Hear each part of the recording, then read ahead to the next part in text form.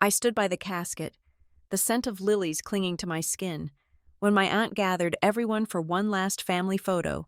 She looked me in the eye and said, "I did not belong. I did not argue. I just reached into my bag for the papers stamped with a red seal. If she wanted to crop me out of the picture, I was about to show her who was actually getting deleted from the house.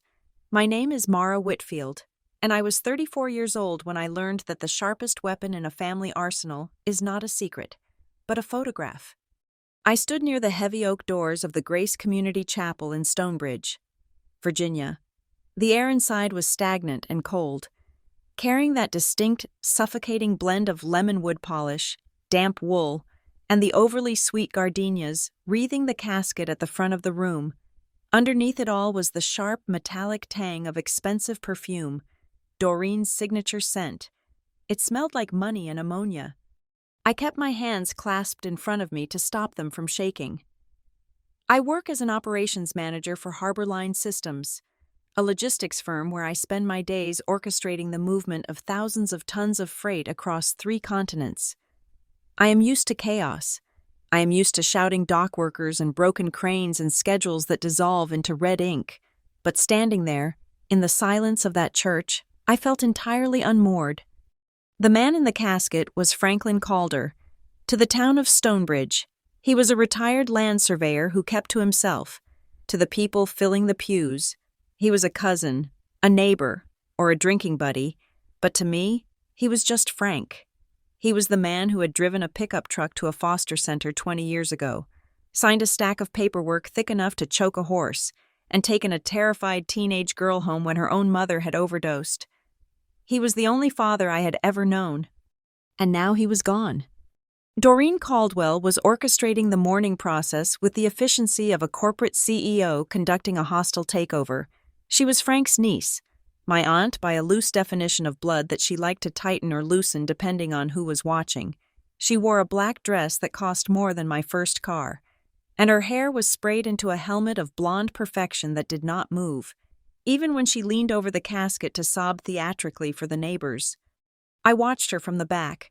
I had arrived early to help set up the chairs, but Doreen had told the ushers to seat me in the 4th row, behind the distant cousins. I had not argued. I was too hollowed out by grief to fight over seating charts. Frank had been the only person in this family who looked at me and saw a person, not a charity case. Without him, the tether was cut. The service ended with a hymn that Frank would have hated. As the final notes of the organ faded into the rafters, Doreen clapped her hands once, sharp and loud. It cut through the murmurs of the congregation like a whip crack. "Family," she announced, her voice projecting clearly to the back of the room. "Family, please gather at the altar. We are doing one final picture with Uncle Frank before the interment." The shuffling began.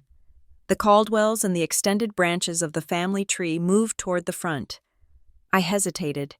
My feet felt heavy, like they were encased in concrete. I was not a Caldwell by name.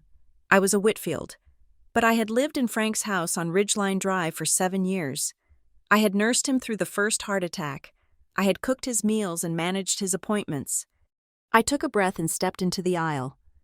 The photographer, a local man Doreen had hired, was adjusting his tripod. He looked tired.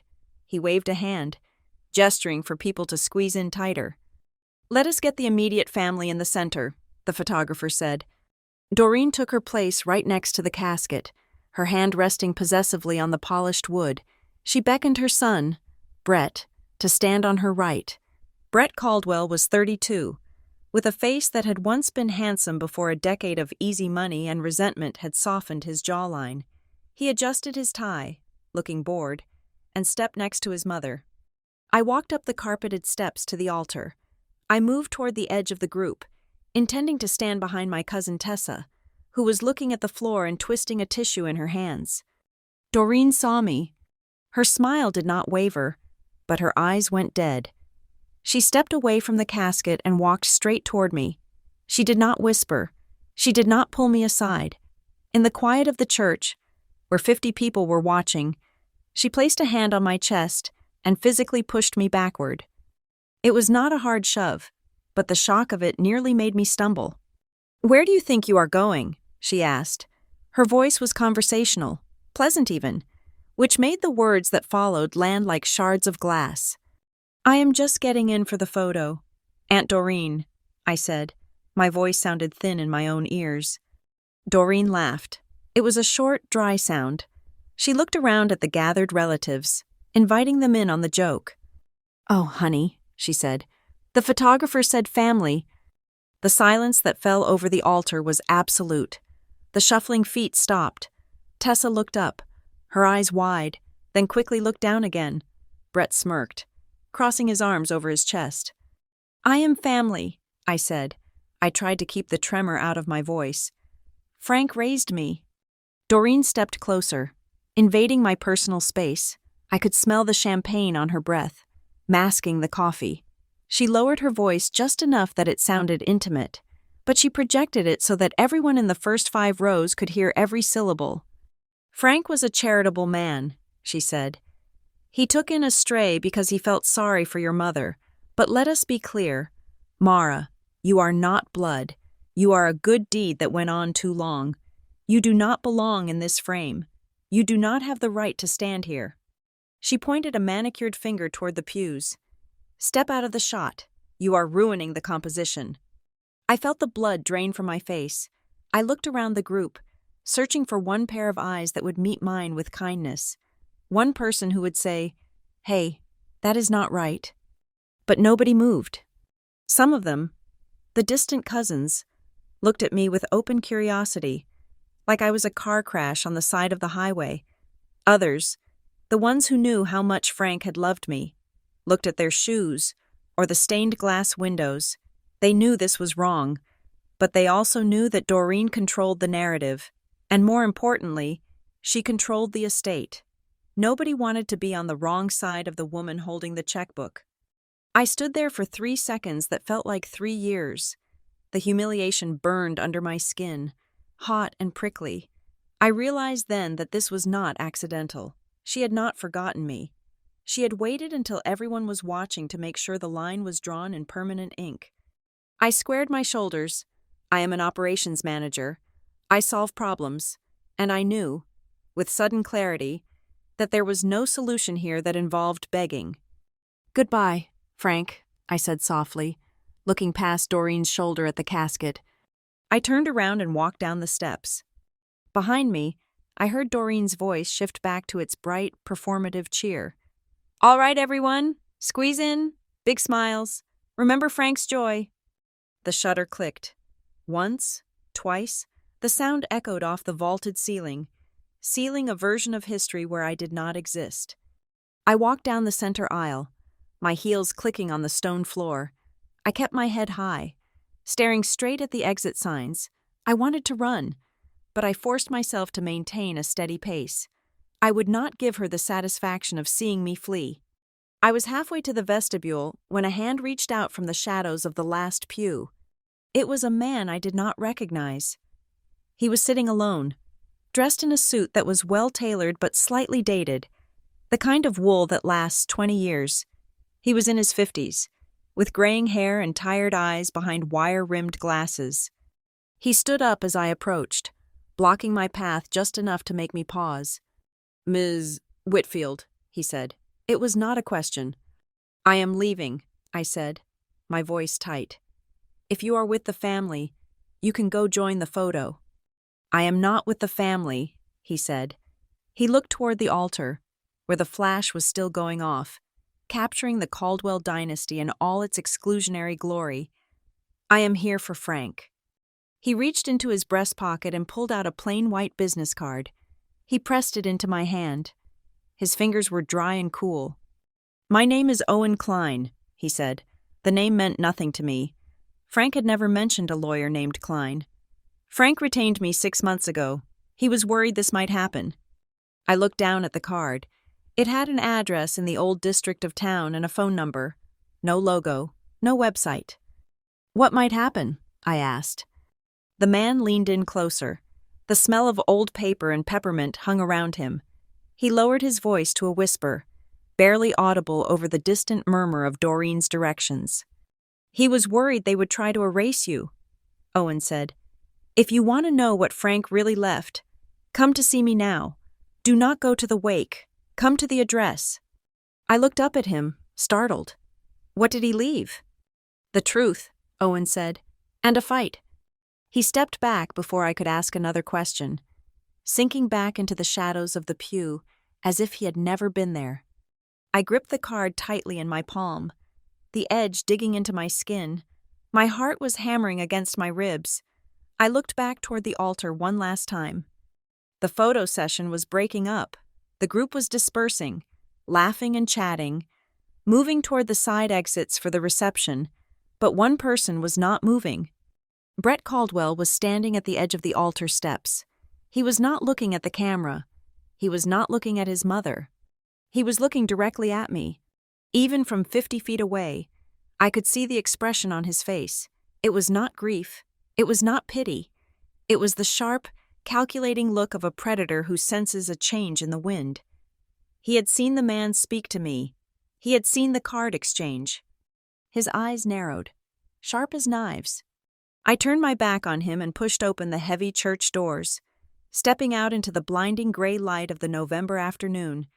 The cold air hit my face, drying the tears I had refused to shed. I did not belong in their picture. That was fine, because as I clutched the card in my hand, I had a feeling I was about to own the frame. The gravel of the church parking lot crunched loudly under my heels, a stark contrast to the muffled silence I had left behind in the sanctuary. My hands were shaking, not from the cold, although the November wind was biting, but from the adrenaline crash that follows a public execution. I had just been socially decapitated by my own aunt, and the worst part was that I could still feel the phantom pressure of her hand on my chest, pushing me out of the frame. I reached my car, a 5-year-old sedan that looked like a toy parked next to the fleet of black luxury SUVs the Caldwells had arrived in. I fumbled for my keys, my vision blurring slightly. I took a deep breath, forcing the air into my lungs, telling myself to hold it together until I was on the highway. My phone buzzed against my thigh. I froze. My first thought was that it was Doreen, calling to twist the knife, or maybe Tessa, calling to apologize in that breathless, helpless way she had. I pulled the phone out. The screen displayed a number I did not recognize, a local area code, but not one stored in my contacts. I swiped to answer.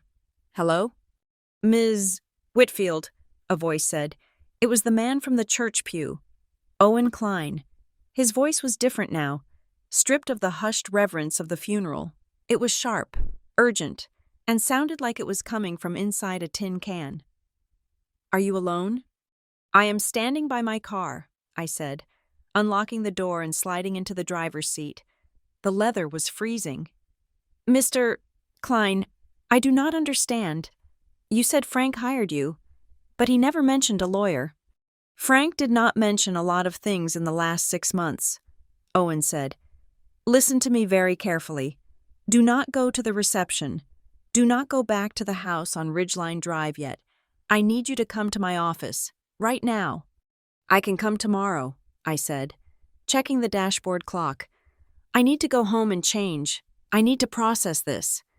You do not have until tomorrow. Owen cut in. The urgency in his voice made the hair on the back of my neck stand up.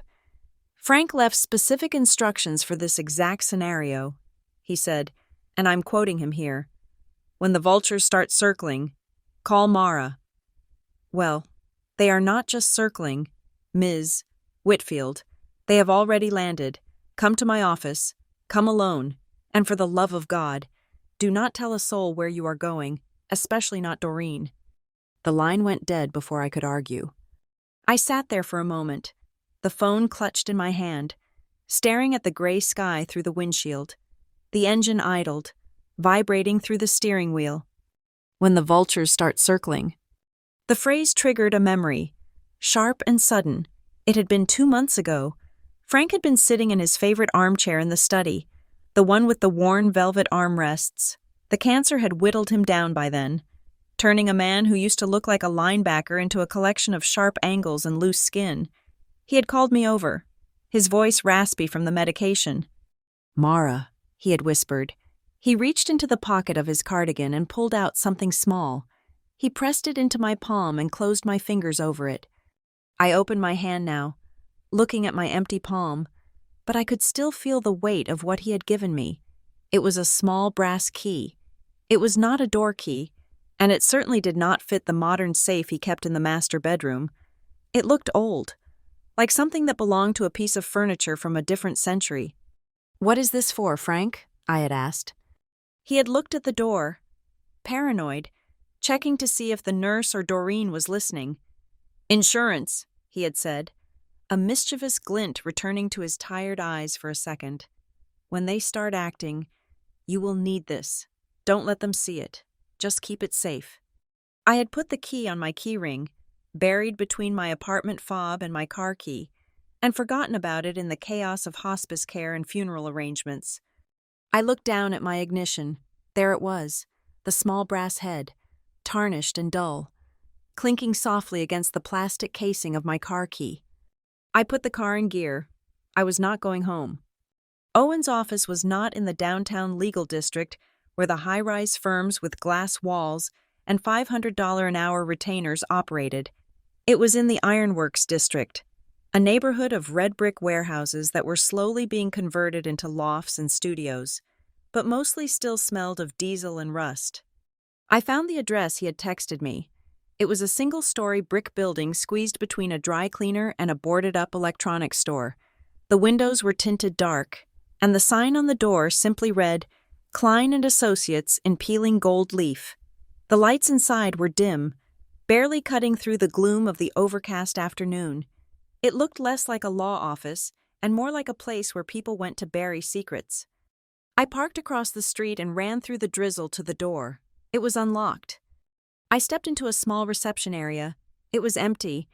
There was a desk with a computer that looked 10 years old and a stack of files teetering on the edge.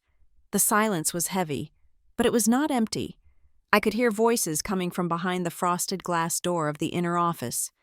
One voice was low and calm. That was Owen. The other voice was a snarl I recognized instantly. "Do not play games with me, old man. I know he signed it." I froze, my hand hovering over the doorknob. "Mr. Caldwell?"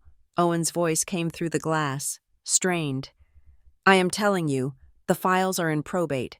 I cannot just hand them over because you decided to barge in here. Probate takes months." The second voice raised in pitch. It was Brett. "I do not have months. Mother wants this settled before the dirt settles on his grave. Now open the drawer." My heart hammered against my ribs. Brett was supposed to be at the reception. He was supposed to be shaking hands and eating finger sandwiches and playing the grieving nephew. How had he beaten me here? He must have driven like a maniac the second the photo session ended. I pushed the door open. The scene inside was like a freeze frame from a bad noir film. The office was cluttered, with bookshelves overflowing with legal texts and boxes stacked in the corners. Owen Klein was sitting behind a heavy mahogany desk, looking small. Standing over him, with one hand bunched tightly into the lapels of Owen's tweed jacket, was Brett. Brett looked deranged. His tie was loosened, his hair disheveled, and his face was flushed a dangerous shade of red. He was shaking the older lawyer, not violently enough to kill, but enough to terrify. "Brett!" I shouted. Brett whipped his head around. His eyes were wide, the pupils dilated. For a split second, he looked like a deer caught in headlights, and then the mask slipped back into place. He released Owen, smoothing down his own suit jacket with a jerk, but he did not step back. He blocked the space between me and the desk. "Mara," he said. He tried to smile, but it looked more like a baring of teeth. "What are you doing here? You should be at the reception. Mom was asking for you." "I could ask you the same thing," I said, stepping fully into the room. I kept my distance, staying near the door. "Why are you assaulting Frank's lawyer?" "Assaulting?" Brett laughed, a nervous, high-pitched sound. "Do not be dramatic. Mr. Klein and I were just having a passionate discussion about Frank's legacy. I wanted to make sure everything was handled efficiently." Owen adjusted his glasses. He looked shaken. His tie was crooked, and there was a red mark on his neck where Brett's knuckles had dug in. He looked at me, and in his eyes, I saw a flash of fear, not for himself, but for me. "Ms. Whitfield," Owen said, his voice surprisingly steady given that he had just been throttled. "I am glad you found the place." He stood up, moving around the desk. He held a thick manila envelope in his left hand. He moved with a sudden, fluid speed that belied his age. "Mr. Caldwell was just leaving," Owen said. He walked toward me, positioning himself so that his body blocked Brett's view of his hands. Brett took a step forward. "I am not going anywhere until I see the addendum. Klein." "There is no addendum in this office, Brett," Owen said firmly. He reached me. He extended his right hand as if to shake mine, a formal greeting. "I am sorry for the chaos," Owen said, looking me dead in the eyes. As he shook my right hand, his left hand moved. It was a magician's trick, practiced and desperate. He slid the manila envelope into the open side pocket of my oversized trench coat. It was a smooth, seamless motion. "Get out," Owen whispered, his lips barely moving. "Do not go home. Do not take photos. Go." I felt the weight of the envelope hit my hip. I squeezed my hand against the fabric, trapping it there. "What did you just give her?" Brett barked. He lunged forward, grabbing Owen's shoulder and spinning him around. "A business card," Owen shouted, his voice cracking. "I gave her a damn business card, you lunatic. Now get your hands off me before I call the police and have you disbarred before you even pass the bar exam." Brett shoved Owen back against a filing cabinet. The metal clanged loudly. Brett turned on me, his eyes dropping to my pocket. He took a step toward me, his breathing heavy. "Show me," he hissed. "Empty your pockets. Mara!" "You are insane," I said, backing into the doorframe. "I am calling the police." "You are not calling anyone," Brett said. He reached for me. Just as his fingers brushed the sleeve of my coat, a sound cut through the tension like a siren. It was the ringtone of a cell phone, but not mine, and not Owen's. It was coming from Brett's pocket, a jaunty, upbeat marimba tune that sounded grotesque in the dim, violent room. Brett froze. He looked at me, then at his pocket. He pulled the phone out. The screen lit up his face. I saw the caller ID. Mother. He hesitated. If he didn't answer, Doreen would know something was wrong. If he did answer, he had to drop the psycho act. He took a step back, hitting the green button. "Hi, Mom," he said. His voice transformed instantly. The snarl vanished, replaced by the smooth, deferential tone of a dutiful son. No, I just stepped out to pick up some ice. The caterers were running low. Yes, I am on my way back right now. 2 minutes." He hung up. The mask fell again. But the momentum was gone. He looked at me, then at Owen, who was straightening his jacket with trembling hands. "This conversation is not over," Brett said, pointing a finger at Owen. Then he turned to me. His eyes were cold, devoid of any familial warmth. "And you? If you have what I think you have, you are going to regret it. Frank is dead. Mara, you have no protection anymore." He brushed past me, slamming his shoulder into mine hard enough to bruise.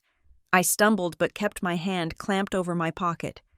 I heard his footsteps receding down the hallway, then the slam of the front door, followed by the roar of his sports car engine peeling away from the curb.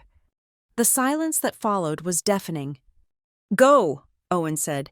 He did not look at me. He was busy locking the filing cabinet behind his desk. "He will be back, and he will bring Doreen, or worse." "What is in the envelope?" I asked, my voice shaking. "The start of a war," Owen said. He looked up, his face pale. "Frank was right about them. I just didn't think they would be this desperate this quickly. Go, Mara. Disappear for a few hours. Do not let them see that envelope." I turned and ran. I made it to my car, locking the doors the second I was inside. My heart was beating so hard I could feel it in my throat. I threw the car into reverse and sped out of the district, taking random turns, watching the rearview mirror until my eyes burned. I drove for 20 minutes before I dared to pull into the parking lot of a crowded shopping mall, tucked between two minivans. I looked down at my coat pocket. The envelope was thick, heavy. I wanted to open it. I wanted to tear it apart right there and see what was worth assaulting an old man for. But I didn't. Because as I looked out the window, I saw a black SUV drive slowly down the lane, the driver scanning the parked cars. It wasn't Brett. It was a stranger. Paranoia, cold and sharp, settled into my bones. They weren't just watching the house. They were watching everything. I kept the envelope sealed.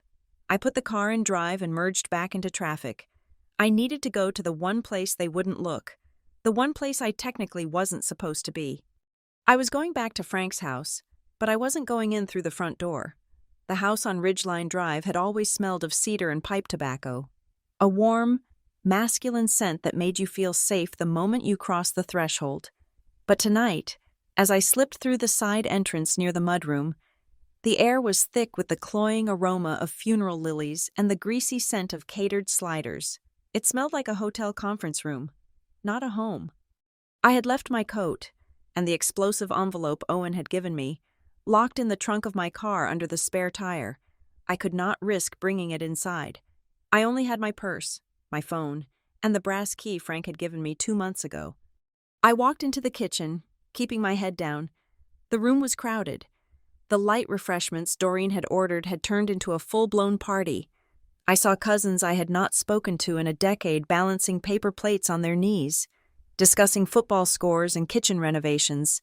Frank was not even cold in the ground yet, but the living were already moving on. I grabbed a glass of water from the counter to give my hands something to do. I needed to gauge the room before I made my move upstairs. Doreen was in the living room, holding court near the fireplace.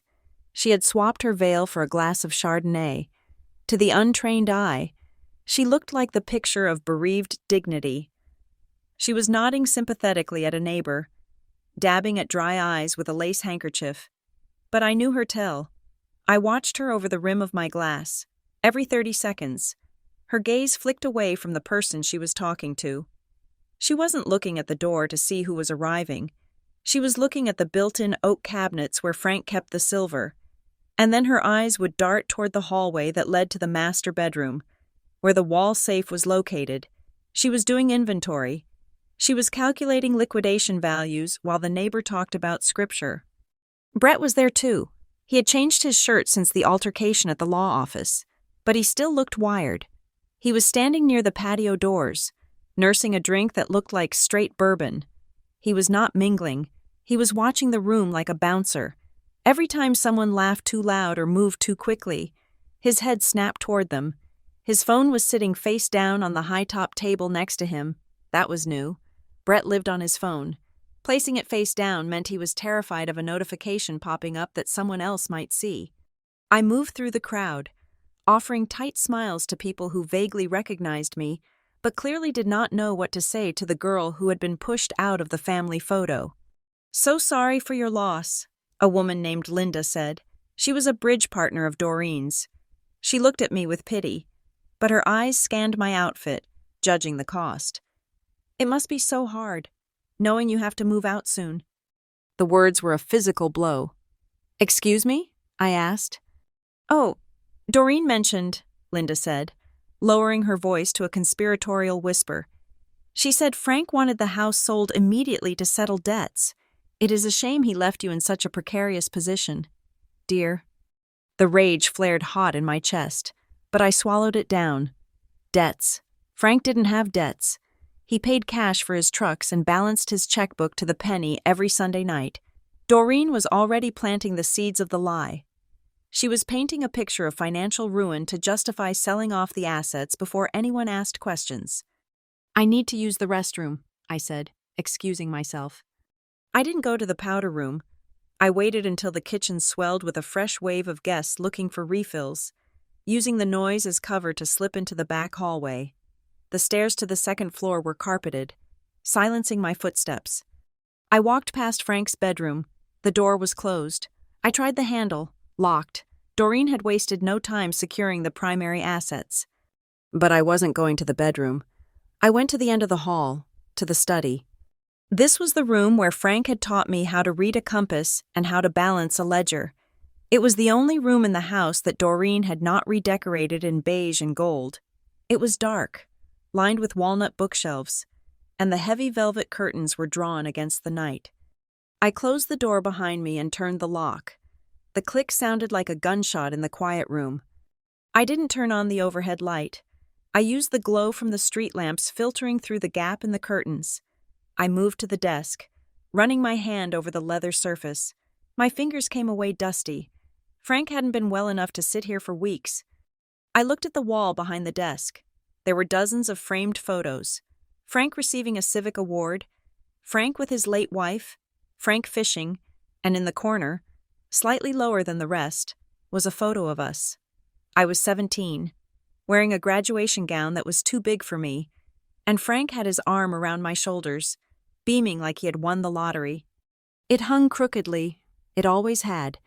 I used to try to straighten it, but Frank would always nudge it back. "Leave it," he would say. "Perfection is for people with nothing to hide." I lifted the frame away from the wall. Most people looked for safes behind paintings. Frank was smarter than that. There was no safe, just the plain plaster wall. But I knew the house.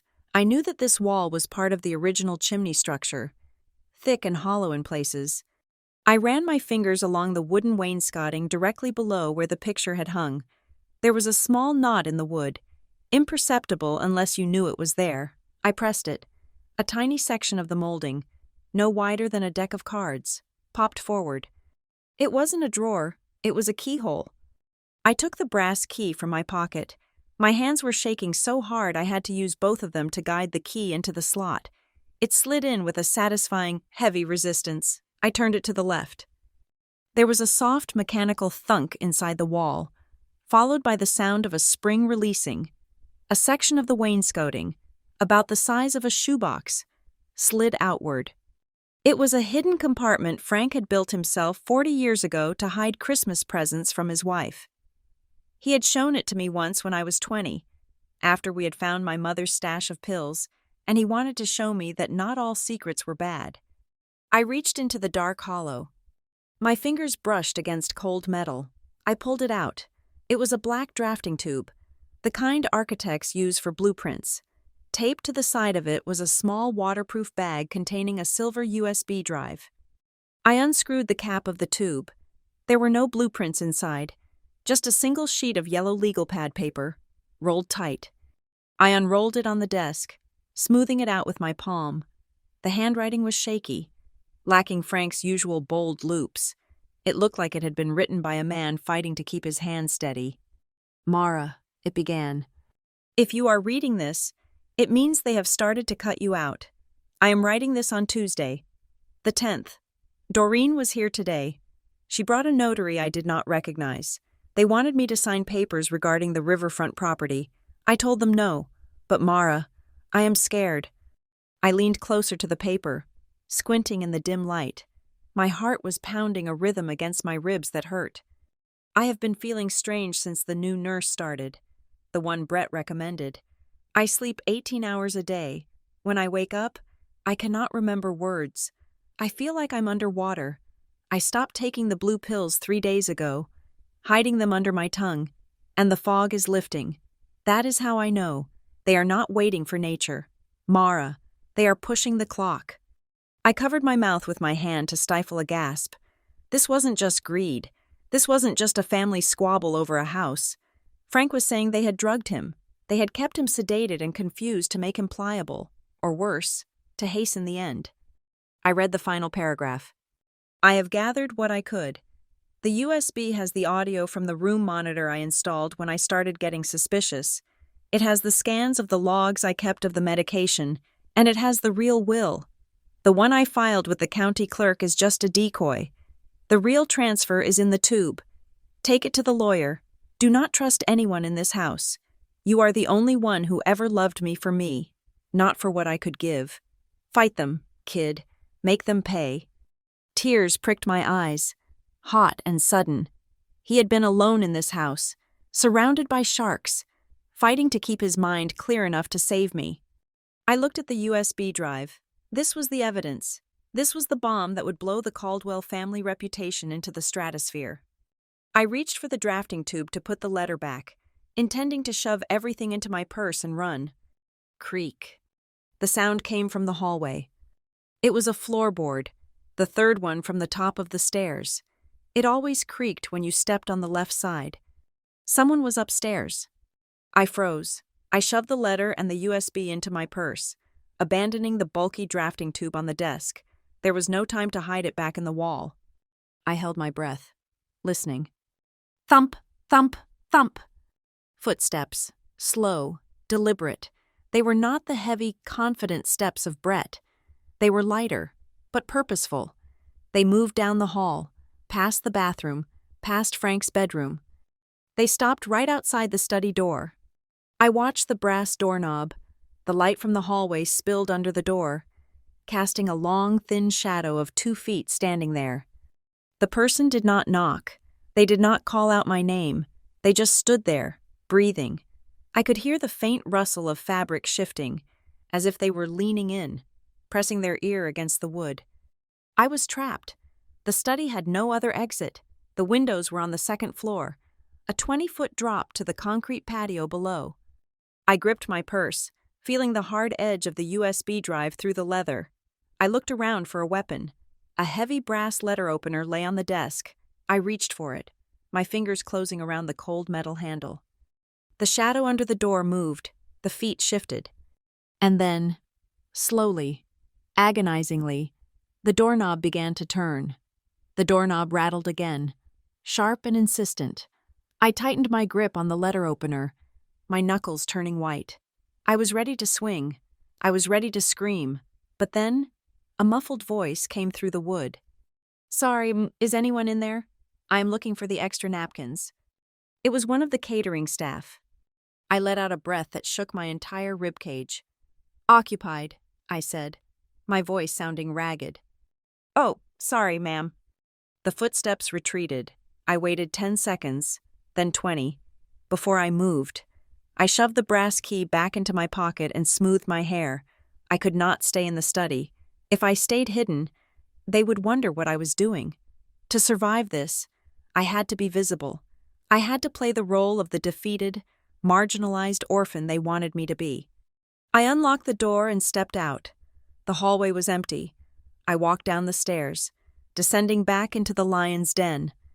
The atmosphere in the dining room had shifted. The casual mingling was over, and the core group had settled around the long mahogany table for what Doreen called a light supper. It looked less like a family meal and more like a board meeting where the CEO had just been fired. Doreen sat at the head of the table, in Frank's chair. It was a small detail, but it hit me with the force of a slap. That chair was sacred. It was the only place Frank had sat for 40 years. Seeing Doreen there, with her perfectly manicured hands resting where Frank's calloused ones used to be, made my stomach turn. "There she is," Doreen said as I entered. She did not smile. She gestured vaguely to a folding chair that had been squeezed in at the far corner of the table, near the kitchen swing door. "We saved you a spot, Mara, though we were almost done." I sat down without a word. The plate in front of me was empty. Everyone else was eating roast beef and glazed carrots. "We were just discussing the timeline," Doreen said, picking up her wine glass. She swirled the Chardonnay, watching the liquid coat the glass. "Frank's estate is complicated, heavily leveraged. I had no idea he was in such dire straits until I looked at the preliminary papers." I looked up. "Frank did not have debts. Doreen, the house is paid off." Doreen sighed, a long, tragic sound. She looked around the table at the aunts and uncles, shaking her head. "See? This is what I mean. Poor Mara. She has no idea how the real world works. Frank shielded her from everything." "He shielded me from nothing," I said, my voice steady. "I managed his household accounts for 5 years." "Paying the electric bill is not estate planning," Brett interjected. He was sitting on Doreen's right, cutting his meat with aggressive, sawing motions. He didn't look at me. "The property taxes alone are a nightmare. And the upkeep? This place is a money pit. We are doing everyone a favor by liquidating it quickly." "Liquidating," I repeated. "He has been dead for 3 days." "And the bills do not stop just because a heart does," Brett shot back. He pointed his fork at me. "Look, Mara, we get it. You are emotional. You lived here rent-free for a long time. It is scary to think about standing on your own 2 feet. But do not pretend you understand the asset management side of this family." "I understand that Frank wanted this house to stay in the family," I said. Brett laughed. It was a cold, barking sound. "Exactly. The family." He let the word hang in the air. The silence that followed was thick enough to choke on. The other relatives looked down at their plates, suddenly fascinated by their green beans. They knew what he meant. They knew exactly where the line was drawn. "Brett," Doreen said, her voice soft but lacking any real reprimand. "Be gentle." She turned her gaze to me. Her eyes were blue and flat, like a frozen lake. "Mara, honey, we all appreciate what you did for Frank. You were a wonderful companion. But you have to understand the legal reality. Blood matters. Frank was a Caldwell. This land has been Caldwell land for 80 years. It is not personal. It is just heritage. I am his granddaughter," I said, "in every way that counts." "But not in the way the law counts," Doreen said. She took a sip of wine. "And honestly, it is for the best. You do not want the burden of this place. You should be free to go find your own people. Start your own life." I gripped the napkin in my lap. "Find your own people." It was the polite way of saying go back to the gutter we pulled you from. I looked across the table. My eyes locked with Tessa Caldwell. Tessa was Doreen's daughter, Brett's younger sister. She was 26, quiet, and usually faded into the wallpaper whenever her mother was in the room. She wasn't eating. She was staring at me. Her eyes were wide, terrified. She gave the slightest shake of her head, a microscopic movement. Then she looked down at her lap, her hands twisting a silver ring on her finger so hard the skin was turning white. She knew something.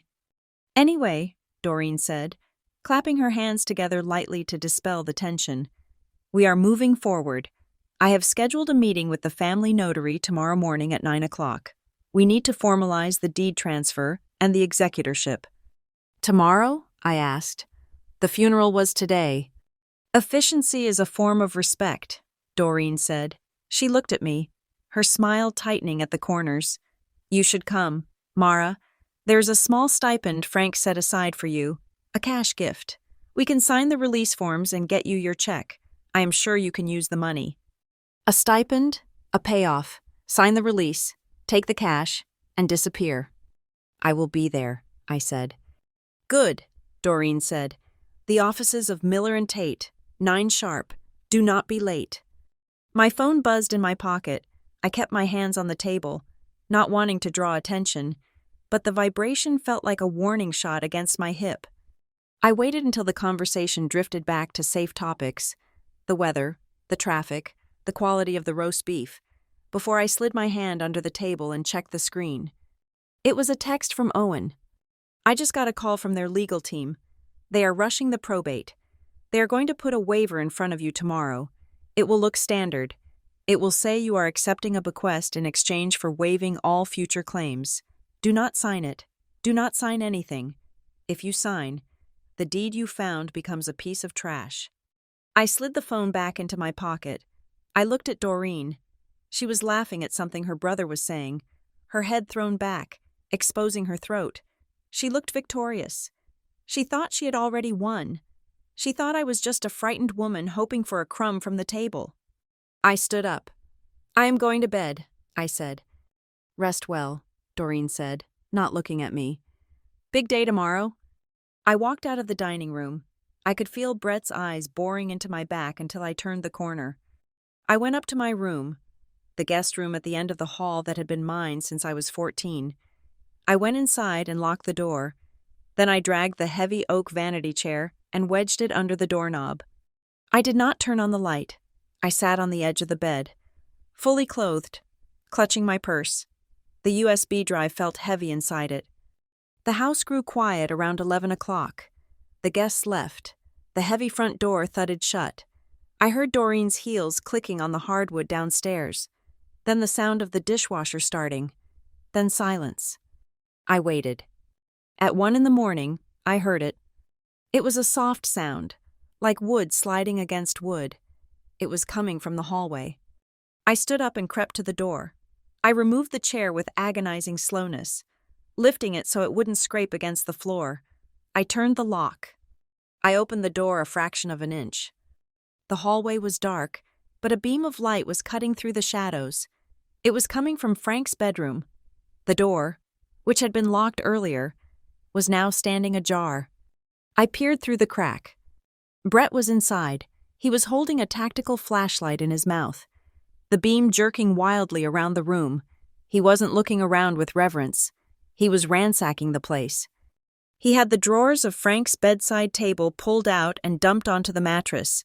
He was sifting through pill bottles, receipts, and old birthday cards, tossing them aside with disgusted grunts. He moved to the closet, sweeping Frank's coats aside, patting down the pockets. He wasn't looking for money. He wasn't looking for jewelry. "Where is it?" I heard him whisper. The flashlight fell from his mouth, and he caught it, cursing softly. "Damn, old man. Where did you hide the leverage?" I watched him move to the wall safe. It was open. He reached inside and pulled out a stack of papers, flipping through them frantically. Then he threw them on the floor. "Useless," he hissed. "All useless." My breath caught in my throat. Frank's letter had said the will filed with the county was a decoy. Brett knew that. He knew the paperwork in the safe was meaningless. He was looking for the real thing. He was looking for the evidence of the drugging. He was looking for the deed I had locked in the trunk of my car. This wasn't just a greedy family trying to cut out the charity case. This was a cover-up. They knew Frank had documented what they did to him. They knew that if that information got out, they wouldn't just lose the house. They would go to prison. Brett turned toward the door, and I pulled back instantly, my heart hammering so hard I thought he would hear it through the walls. I gently pushed my door closed and locked it again. I slid the chair back under the knob. I sat back down on the bed in the dark. The game had changed. In the church, I had thought they were just cruel. I thought they were arrogant socialites who wanted to erase an embarrassment. But watching Brett tear apart a dead man's room in the middle of the night, I realized the truth. They were not just mean, they were criminal. And they were terrified. I touched the purse next to me. I had the weapon they were searching for. Tomorrow morning, at the notary's office, they were expecting a lamb to walk in for the slaughter. They were expecting me to sign their waiver and fade away. I lay back on the pillow, staring at the ceiling. I didn't sleep. I just listened to the sounds of my cousins searching for a ghost, and I waited for the sun to come up, because when it did, I wasn't going to bring a pen to the meeting. I was going to bring a war. I slipped out of the house at 5 in the morning. The sun had not even thought about rising yet, and the fog on Ridgeline Drive was so thick I could barely see the hood of my car. I did not turn the engine on until I had rolled the vehicle halfway down the hill in neutral, terrified that the rumble of the exhaust would wake Brett, who I knew was sleeping with one eye open. I needed a fortress, but I did not have one, so I chose the next best thing: noise. I drove to the Metro Station Cafe on the south side of Stonebridge. It was a grimy, neon-lit place, right next to the Greyhound bus terminal. At 5:30 in the morning, it was already packed with shift workers, hungover college kids, and travelers dragging suitcases. It was the kind of place where you could have a screaming match or a heart attack and nobody would look up from their coffee. It was perfect. I sat in a booth near the back, my back against the wall, watching the door. I had sent the text 10 minutes ago. Code red. Frank's files. I need eyes. Now. 2 minutes later, the door chimed. Noah Granger walked in. Noah was 35, a year older than me, and looked like he had been built out of spare cables and guitar cases. We'd been friends since high school band. He wasn't a cop, and he wasn't a lawyer. He was a freelance audio engineer and systems tech for large-scale music festivals. He spent his life troubleshooting complex signal flows and securing networks for events where a 5-second blackout cost millions. He knew more about digital privacy than anyone I knew. He was wearing a black hoodie and carrying a battered backpack that I knew contained about $20,000 worth of hardware. He spotted me instantly, nodded once, and slid into the booth opposite me. He didn't say hello. He just looked at my face. "You look like you have been chased," Noah said, signaling the waitress for a black coffee. "I feel like it," I said. I reached into my purse and pulled out the waterproof bag containing the USB drive I had fished out of Frank's wall. I kept it low, shielded by the sugar dispenser. "Frank left this. Brett was tearing the house apart last night looking for it." Noah's eyes narrowed. He didn't touch it yet. "Is Brett the cousin with the gambling problem or the one with the anger issues?" "Both," I said, "and Doreen is involved." Noah put his backpack on the table and unzipped it. He pulled out a laptop that looked like a brick, thick, ruggedized, with no logos. "Air-gapped," he said, tapping the lid. "No Wi-Fi card, no Bluetooth. If there is a tracker or malware on that stick, it is not going anywhere. Give it here." He plugged the drive in. I watched the screen as he navigated the file directory. His fingers flew across the keyboard, bypassing the standard autoplay prompts.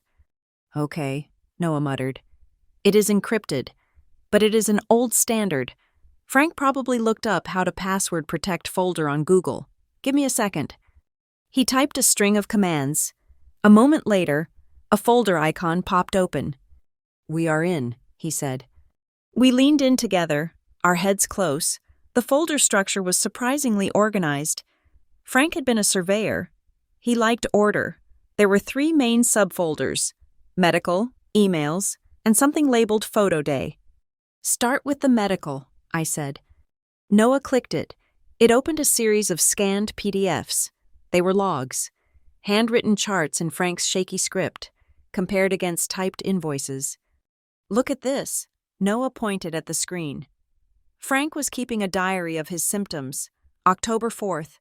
Took the blue pill at 8 a.m. By 9. Could not remember my own phone number. October 5th. Hid the pill. Felt fine by noon. He switched to the next file.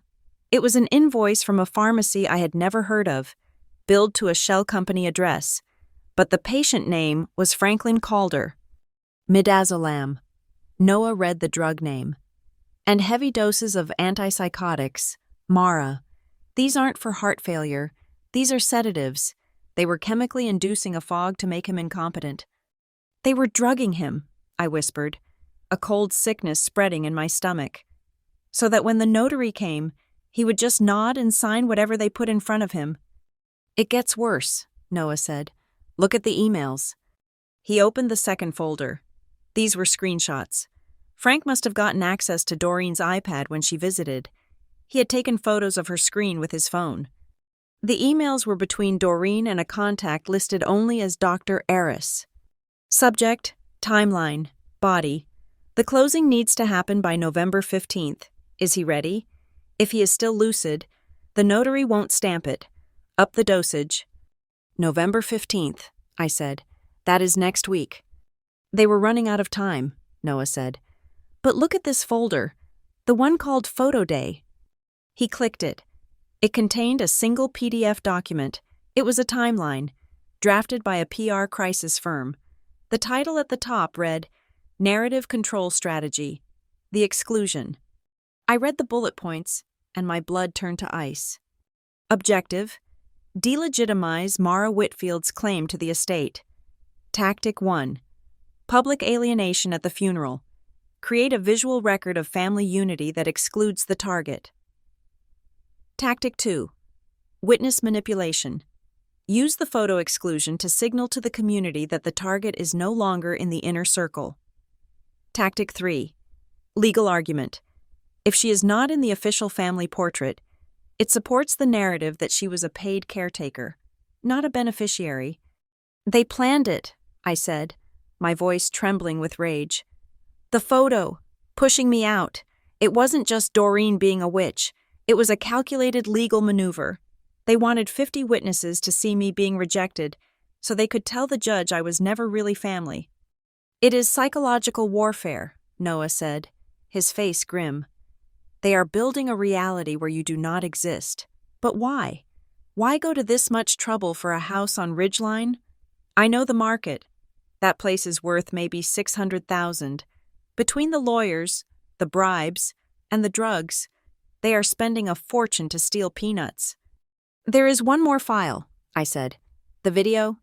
Noah clicked the video file. A media player opened. The video was grainy, shot from a phone propped up on a bookshelf. Frank appeared in the frame. He looked terrible, gaunt, pale, his hands shaking. He was wearing his old fishing vest. He looked directly at the camera.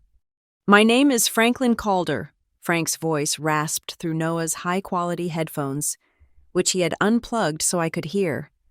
"Today is October 20th. I am making this recording because I do not think I will make it to Christmas." He coughed, a wet, rattling sound.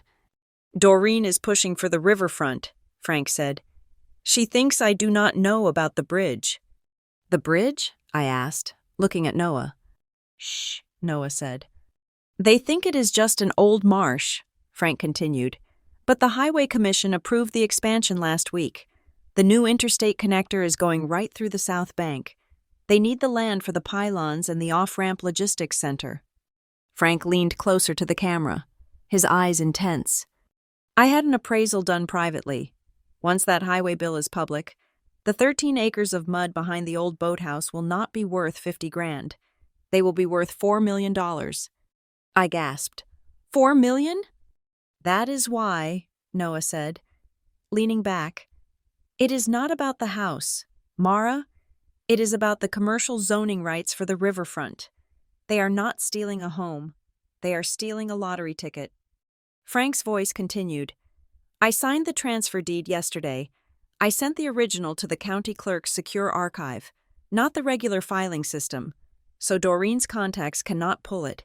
If I die, check the deed. Ownership transferred immediately upon signature.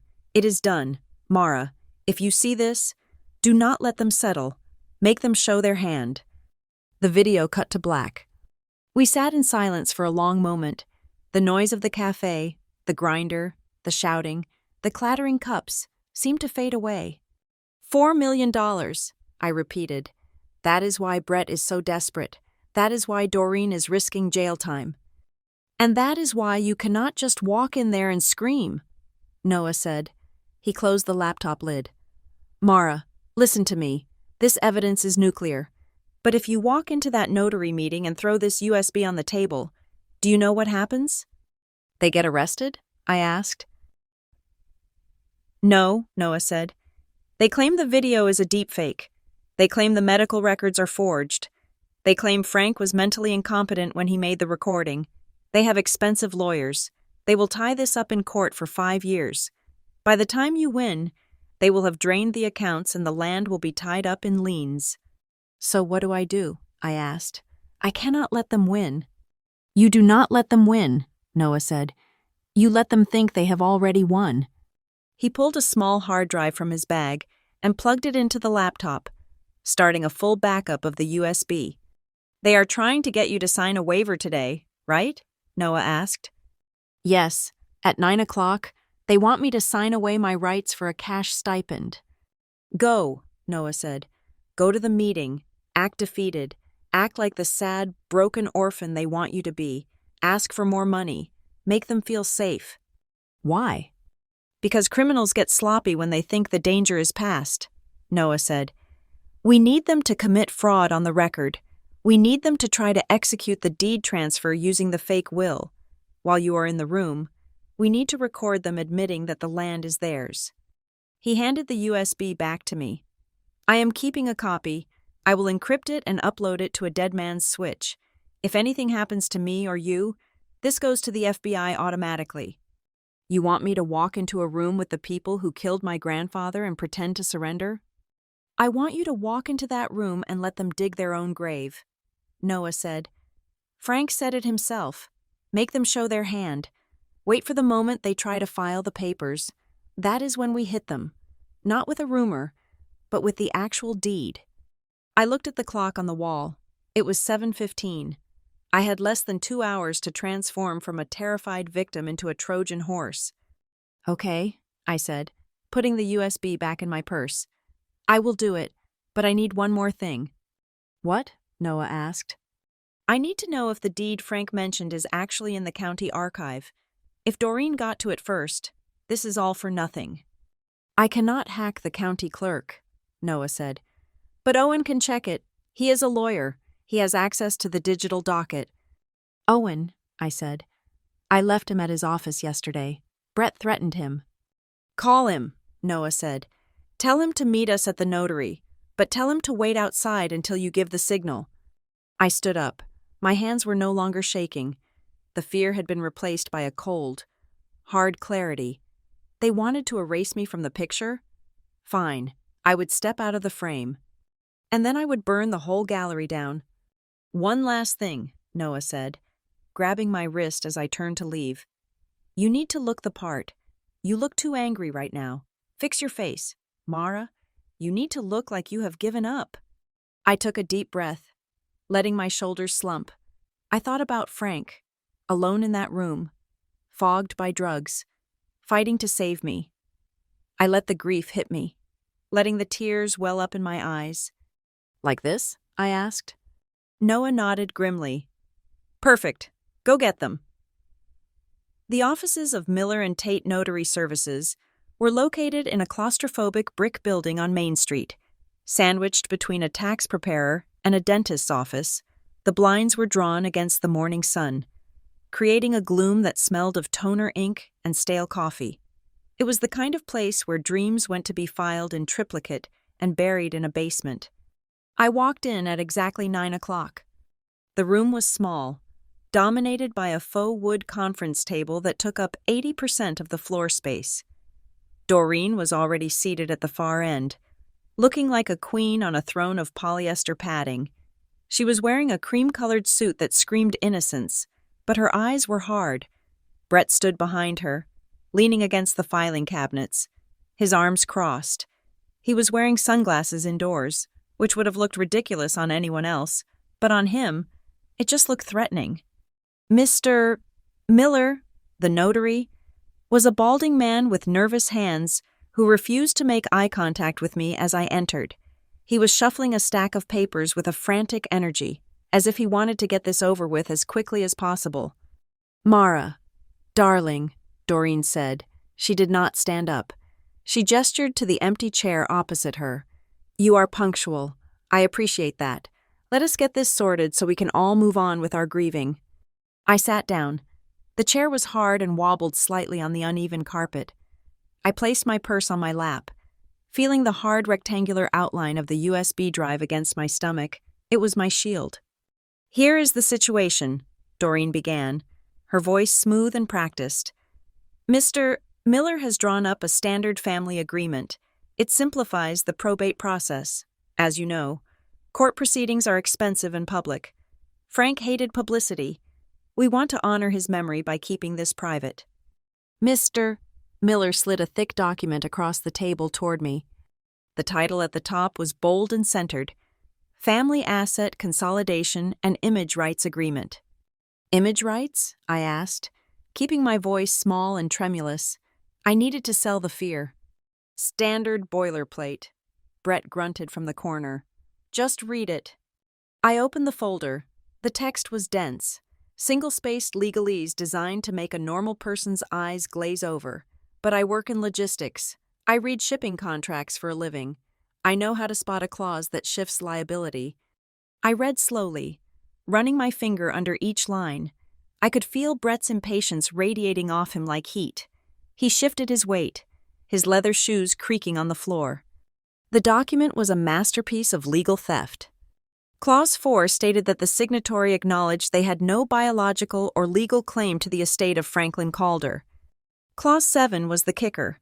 It stated that the signatory agreed to waive any and all future claims to real estate, financial assets, or intellectual property in exchange for a one-time compassionate dispersal. I looked at the amount listed at the bottom of page 3. $10,000. They were offering me $10,000 for a property Frank said was worth $4 million. They were buying a winning lottery ticket for the price of a used Honda. $10,000, I said softly. It is a lot of money, Doreen said quickly, leaning forward. Her voice took on that sugary, maternal tone she used when she was lying. We know you have student loans, Mara. We know rent is high. We want to help you get a fresh start, somewhere else. And the image rights? I asked, turning the page. It just says that the family retains the right to control the public image of the estate, Doreen said. It means you cannot go to the press and tell stories about Frank that might damage the family reputation. We have a standing in this community.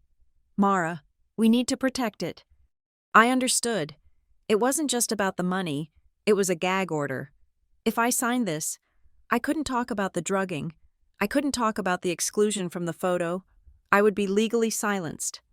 I do not know, I said, letting my hand tremble as I reached for the glass of water Mr. Miller had provided. I should probably have a lawyer look at this. The temperature in the room dropped 10 degrees. A lawyer? Doreen laughed, but it was a brittle sound. Mara, honey, lawyers cost money. They will take half of that $10,000 just to read the first page. Why would you throw away Frank's gift?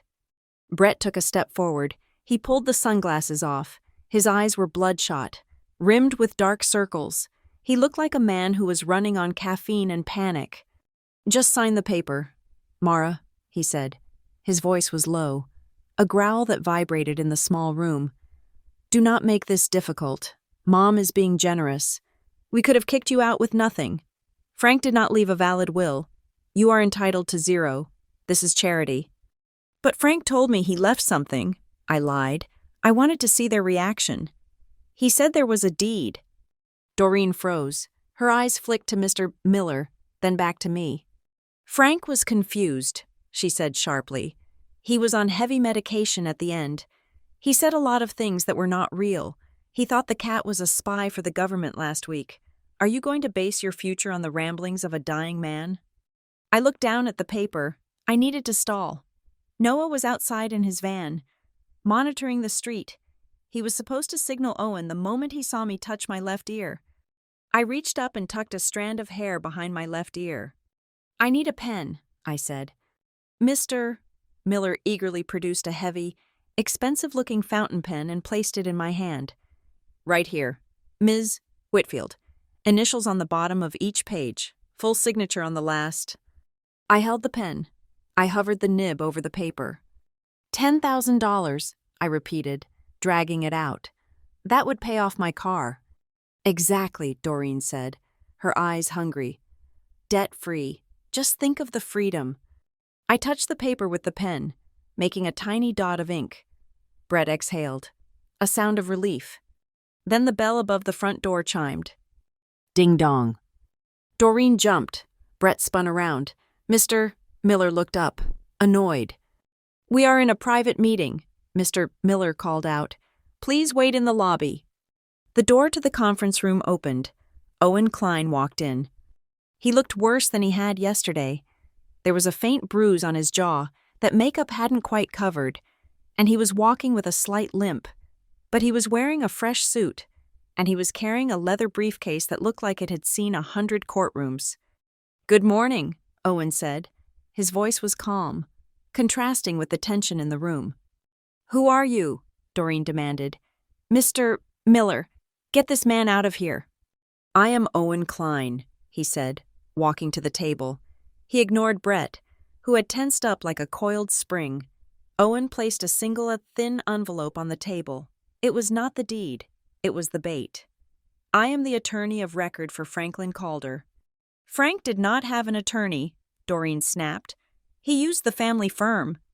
He used the family firm for the family business, Owen corrected. He used me for his personal affairs, specifically, for his instructions regarding his final days. Brett moved to block Owen, standing between him and the table. Get out. We are concluding a private settlement. I am sure you are, Owen said, looking at the paper in front of me. Coercion usually happens in private. Watch your mouth, Brett hissed. I have a document here, Owen said, tapping the envelope. It is an affidavit regarding Frank's mental state during the month of October. It includes a statement from his primary care physician, the one he saw before you hired Dr. Eris.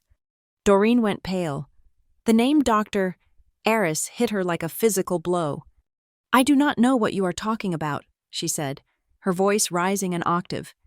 The affidavit suggests that any documents signed by Frank after October 1st are invalid due to chemically induced incapacity. Owen said, which is interesting. Doreen, because you just told Ms. Whitfield that Frank was confused and heavily medicated. You admitted it in front of a notary. Mr.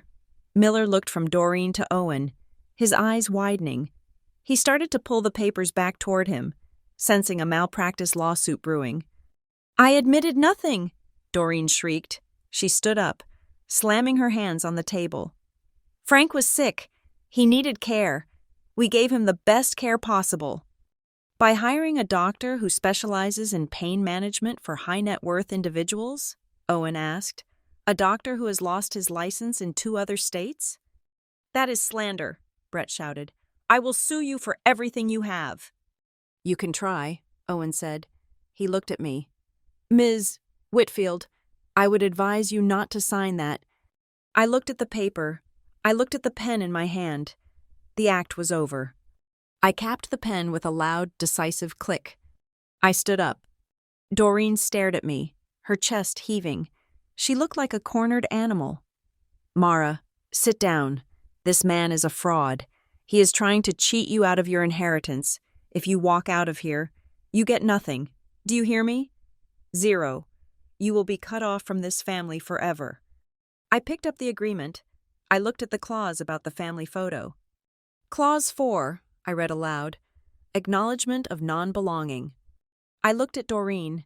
I let the anger I had been suppressing for 3 days rise to the surface, not as heat, but as cold, hard steel. You spent all week telling everyone I do not belong in the family photo, I said. You pushed me on the altar. You hired a PR firm to spin the narrative. You wrote it into a legal contract. I tore the contract in half. The sound of ripping paper was the loudest thing in the room. If this is a family photo, I said, dropping the pieces on the table, why do you need an outsider's signature to take the house? Doreen's mouth opened, but no sound came out. The logic was a trap she hadn't seen coming. If I was truly nothing, my signature should be worthless. By demanding it, she had admitted I held the power. Let's go, Owen, I said. I turned and walked toward the door. Mara! Brett yelled. He lunged for me. Owen stepped in his path. He wasn't a big man, but he stood his ground. Touch her, Brett, and I will have the police pull the security footage from this office. I am sure Mr. Miller's cameras are recording. Mr. Miller nodded frantically. They are recording to the cloud. Brett stopped, his fists clenched at his sides. He looked at me with pure hatred. You are making a mistake. You are going to regret this. You have no idea what you are up against. I think I do, I said, looking back at him one last time. I am up against thieves who are bad at math. I walked out into the sunlight.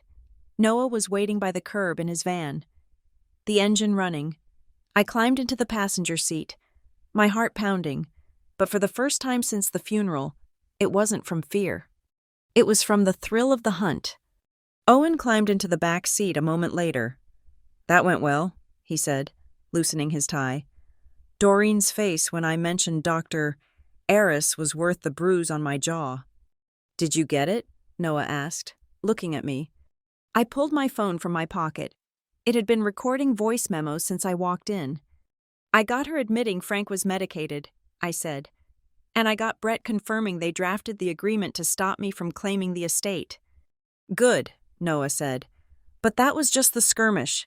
Now they are going to panic. They know we have legal counsel. They know we know about the doctor. What is their next move? Owen asked. They will try to force the sale anyway, I said. They have a forged deed or a coerced one. They need to file it before I can file an injunction. They are going to try to rush the county clerk. No, Noah said. They are going to try to legitimize their claim publicly first. They need the community on their side. They need to prove the house is theirs in the court of public opinion, so the judge hesitates to overturn it. The second photo, I realized. Tessa told me about it. They are doing a formal shoot at the house tomorrow, the official Caldwell portrait, to announce the new leadership of the family trust. That is our stage, I said. Doreen wants a picture? We are going to give her one she will never forget. I looked at the shredded remains of the contract in my mind. I had refused the $10,000. Now I was going for the $4 million, and I wasn't just bringing a deed, I was bringing the truth, and I was going to serve it while the flashbulbs were popping. We sat in the back of Noah's van, parked in the shadowed corner of a Home Depot lot, 3 miles from the notary's office. The vehicle was Noah's mobile command center, insulated with acoustic foam and smelling faintly of soldering iron and stale energy drinks. While Owen reviewed the audio recording of the meeting on his phone, Noah was busy dissecting the digital trail Doreen had left behind. I found him, Noah said, spinning his laptop around so I could see. Found who? I asked, rubbing my temples. The adrenaline from the confrontation with Doreen was fading, leaving a dull headache in its wake. The photographer, Noah said. The guy at the church, the one who framed the shot so perfectly to cut you out. I looked at the screen. It was an invoice from a company called Prestige Visuals, based in Richmond. The bill was addressed to the Calder Estate Trust, care of Doreen Caldwell. $3,500, I read aloud. Who pays $3,500 for a funeral photographer? The church usually recommends someone for a fraction of that.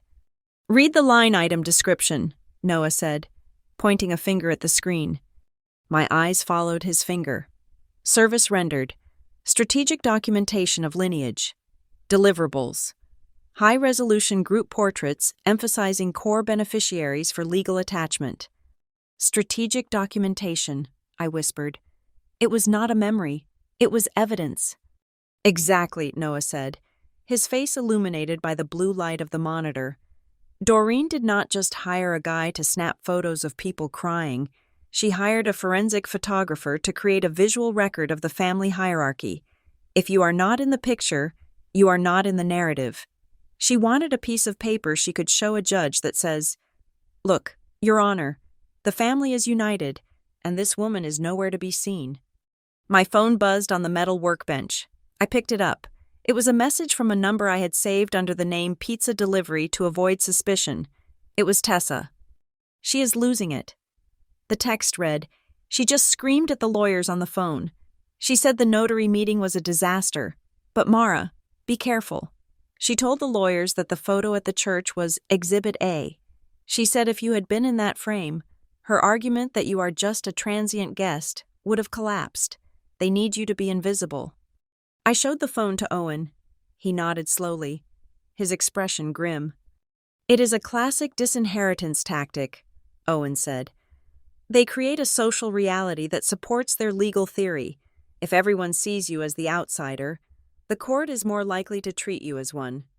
It gets worse, Noah interrupted. I just decrypted a file from the USB called Draft Complaint V2. It was in a subfolder Doreen probably thought was deleted. He opened the document. It was a draft of a lawsuit. The plaintiff was the estate of Franklin Calder. The defendant was me. I leaned in, reading the text, and felt the bile rise in my throat. Plaintiff alleges that the defendant, Mara Whitfield, engaged in a systematic campaign of undue influence and elder abuse against the decedent. Plaintiff asserts that Ms. Whitfield isolated the decedent from his biological family, restricted communication, and manipulated his medical regimen to induce a state of dependency. Elder abuse, I said, my voice shaking.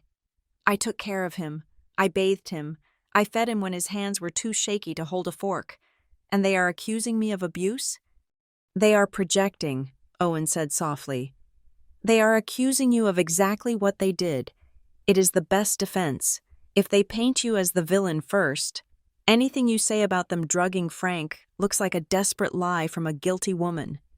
They are going to destroy my reputation, I said. Even if I win the house, they will make sure I never work in this town again. That is the plan, Noah said. Scorched earth. They do not just want the land. Mara, they want to bury you under so much legal mud that you suffocate. I looked at the invoice again. $3,500. They are investing a lot of money in a lie, I said. Because the return on investment is $4 million, Owen reminded me. But here's the thing. Mara, all of this, the photos, the lawsuit, the smears, it all relies on one single assumption.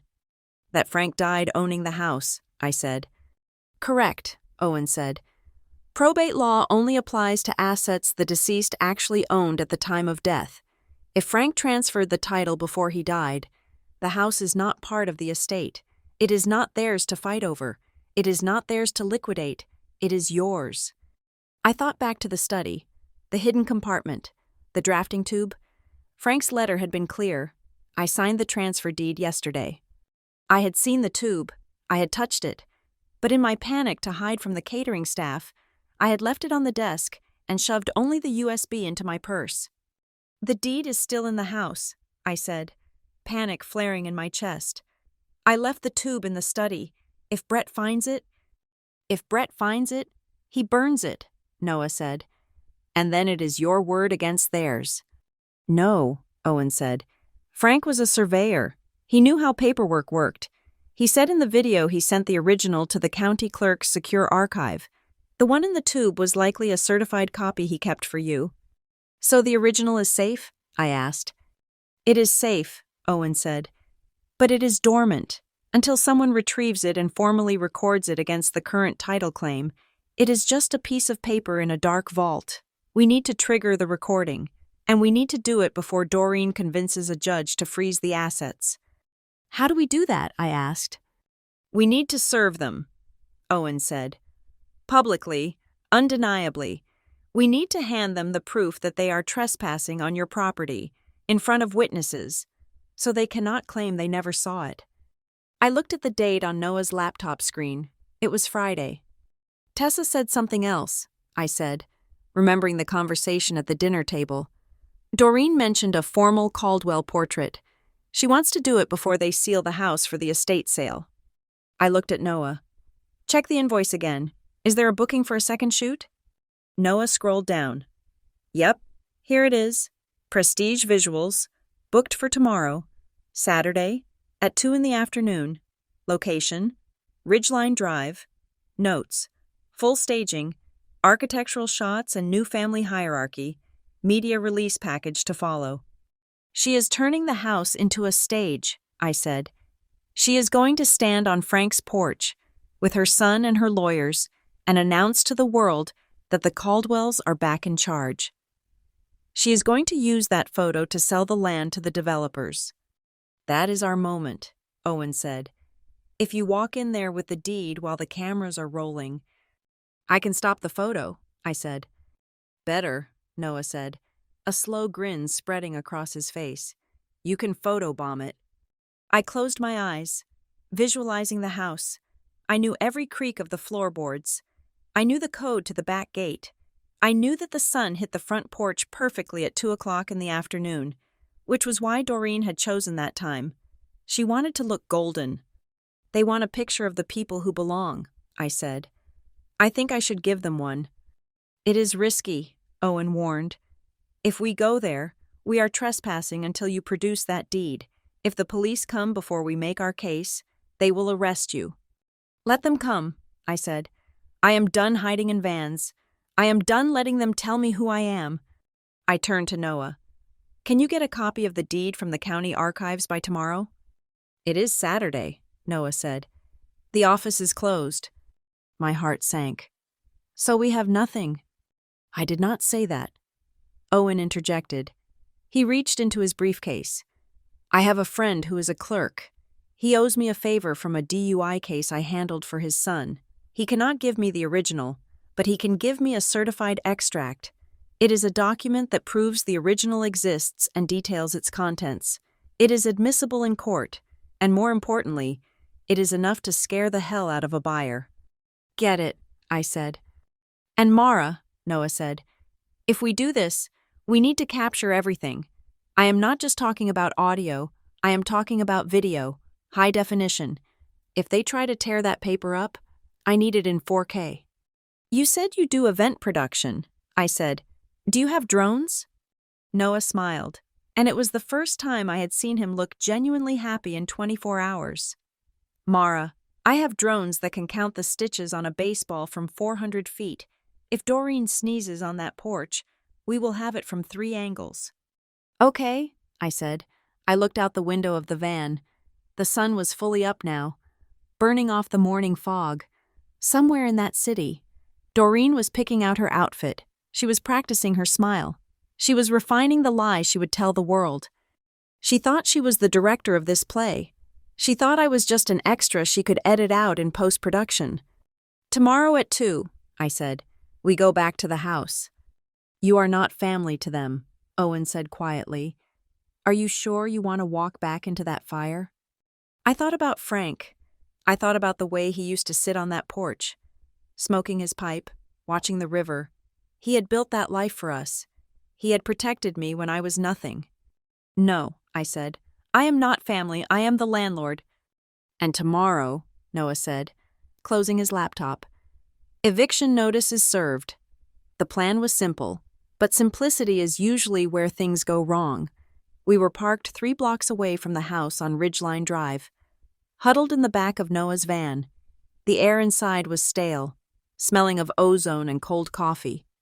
We cannot just plant a bug, Noah said, adjusting a dial on his mixing board. The LED lights reflected in his glasses. In Virginia, that is a felony. Wiretapping laws are strict. If I throw a microphone in that garage and record them talking while we are sitting here, it is inadmissible. Worse, it gets us arrested.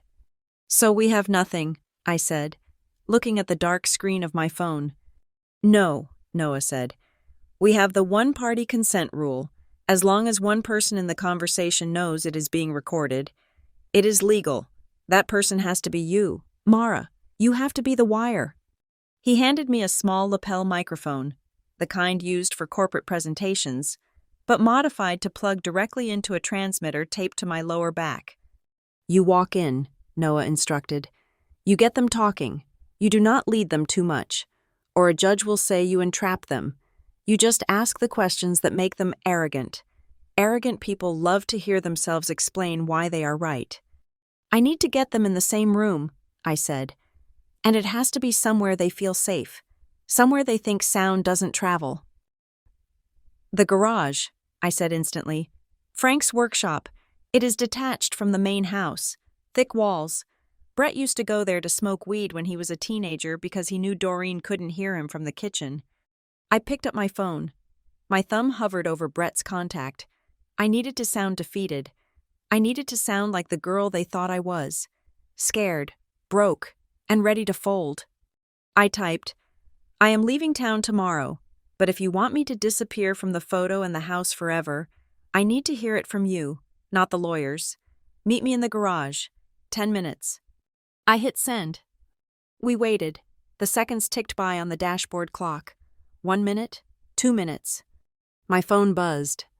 Come to the side door. If you bring anyone, the deal is off. He took the bait, I whispered. You are live, Noah said, sliding headphones over his ears. I will be listening to every breath. If he touches you, if it sounds like it is going south, I am calling the cops and I'm coming in with a tire iron. Clear? Clear, I said. I stepped out of the van into the cool night air. The walk to the house felt like walking to the gallows. The streetlights were sparse here, and the shadows stretched long and thin across the pavement. I slipped through the broken slat in the back fence, the one Frank had never fixed because it was how I used to sneak in after curfew. The garage loomed ahead.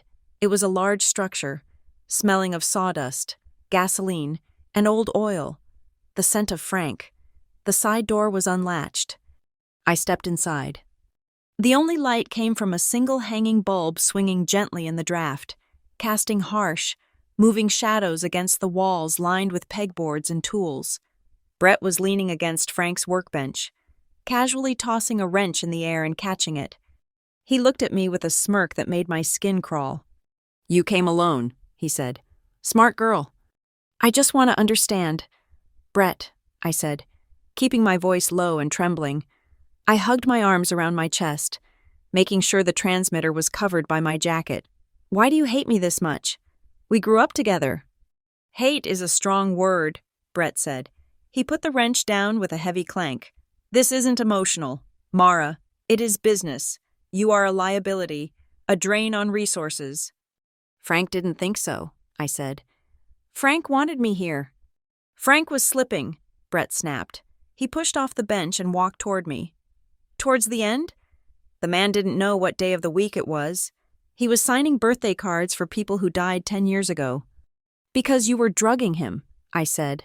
It was a risk, but I needed him to deny it in a way that confirmed it. Brett laughed. It wasn't a denial. We were managing his pain. There is a difference. Old men get confused. Mara. They get sentimental. They start thinking about giving away the farm to the help. We just guided him back to reality. Guided him? I asked. You made him incompetent so you could invalidate his decisions. We protected the asset, Brett corrected. You think Frank decided to change the will on his own? Please, the man was soft. He needed a firm hand to make sure the legacy stayed where it belonged. And now, the paperwork reflects that, or it will, once I am done. The paperwork, I repeated. You mean the deed? Brett's eyes narrowed. You really think there is a magic piece of paper that saves you? Even if there was, do you think it would survive the night? He turned back to the workbench. There was a cardboard box sitting there. I hadn't noticed it before. It was filled with files. What is that? I asked. Housekeeping, Brett said. We are clearing out the junk. Anything that contradicts the narrative gets burned. That is how the world works. Mara, history is written by the people who own the shredder. So you are admitting it, I said, my heart hammering against the transmitter tape. You are admitting you are destroying legal documents. I am admitting that I am cleaning my garage. Brett sneered. The side door opened again. A gust of wind blew in, making the hanging light sway violently. Doreen stepped in. She was wrapped in a cashmere shawl, looking out of place among the oil stains and saw blades. She looked from Brett to me, her face arranging itself into a mask of weary disappointment. I told you not to engage with her, Brett, she said. Her voice was smooth, like velvet over gravel. She wanted closure, Mom, Brett said, shrugging. I am giving it to her. Doreen sighed. She walked over to me, stopping just outside of arm's reach. She smelled of expensive lotion and rot. Mara, she said softly, why do you persist? It is over. Tomorrow we take the portrait. The community will see the family as it stands. You are just lingering, like a bad smell. I want to know why, I said, looking her in the eye. Why go to all this trouble? Why hire the photographer to cut me out? Why the fake doctors? Why not just fight the will in court if you were so sure you were right? Doreen chuckled. It was a low, dark sound. Court is for people who are unsure, she said. We are not unsure.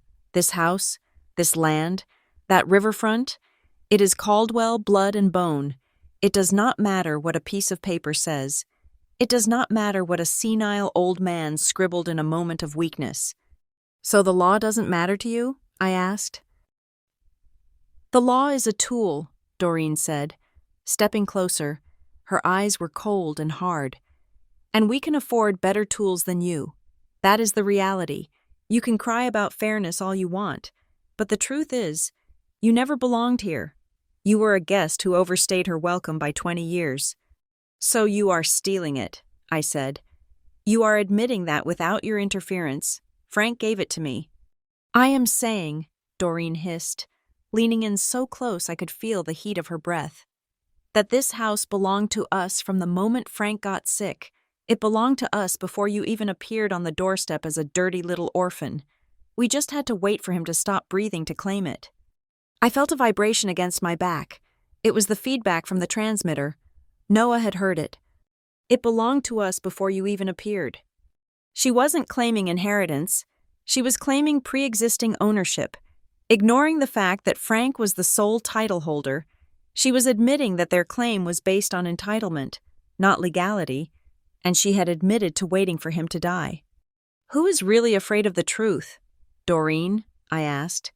"Because you are the one standing in a dark garage in the middle of the night, threatening someone with nothing."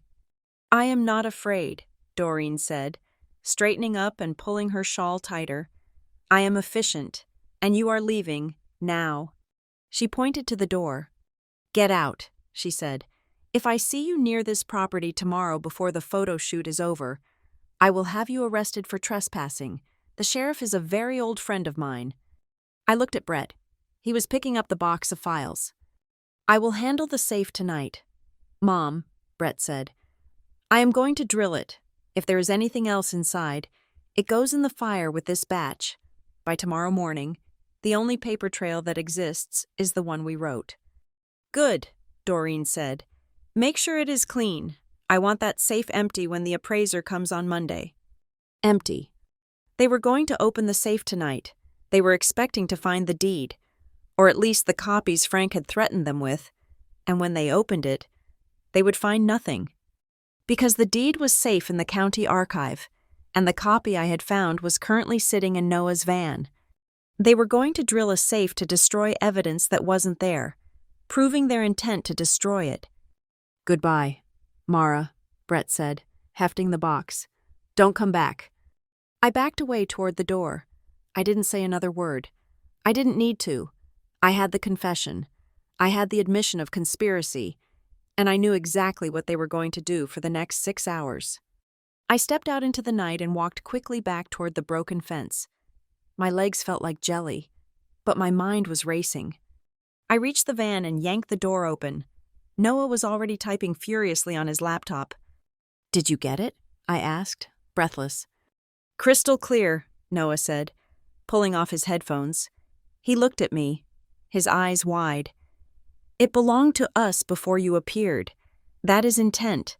That proves they viewed the estate as theirs regardless of Frank's wishes.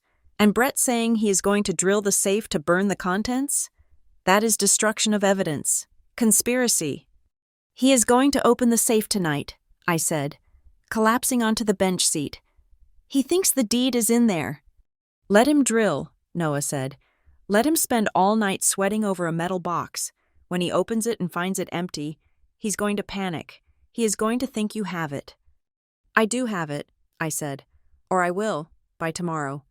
"They are going to be tired," Owen said from the front seat. He had been listening too.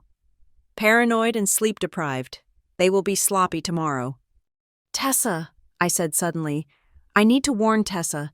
If Brett is on a rampage tonight, she needs to stay out of his way." "Don't," Owen said. "If you contact her, she might tip them off by accident. Let them think they have won tonight. Let Brett drill his safe. Let Doreen sleep in her stolen house." I looked back toward the garage. The light was still on. I could hear the faint whine of a power tool starting up. Brett was beginning his work. "He said he wants the safe empty," I whispered. "He is going to get his wish." "And tomorrow," Noah said, closing the laptop with a snap, "we are going to fill it back up, with consequences." "Drive," I told Noah. "We have a photo shoot to prepare for." Saturday afternoon on Ridgeline Drive was picture perfect. The sky was a piercing, cloudless blue, and the November sun cast a golden glow over the river that Frank had loved so much.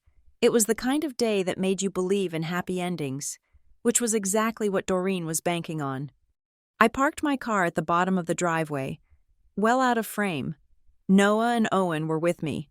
We walked up the long, winding asphalt path not as guests, but as a tactical unit. Noah had his drone case slung over his shoulder, and Owen was carrying a sleek black portfolio instead of his battered briefcase. The lawn was crowded. Doreen had not just invited the family. She had invited the pillars of Stonebridge society. I saw the pastor, the head of the local Rotary Club, and Mrs. Gable, the town's biggest gossip. They were the audience. They were the witnesses Doreen needed to validate her narrative. Standing near the porch, adjusting a massive tripod, was the photographer from Prestige Visuals. He was directing the family like a movie set.